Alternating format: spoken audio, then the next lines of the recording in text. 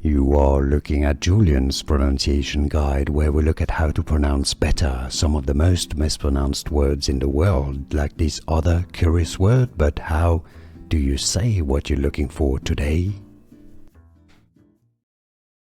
Let's learn how to pronounce the name of the Scotch Whisky. If you want to learn more names from Scottish, other whiskey names that are impronounceable or very often mispronounced, make sure to stay tuned.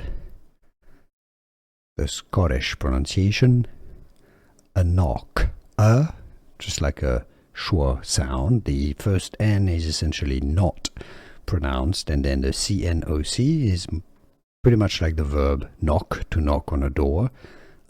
Knock, yeah, it's like a knock with a stress on the knock, a knock. Here are more videos on how to pronounce more confusing words and names too many mispronounced. Like this video if you found it useful. I appreciate your support. I'll see you soon, and thanks for watching.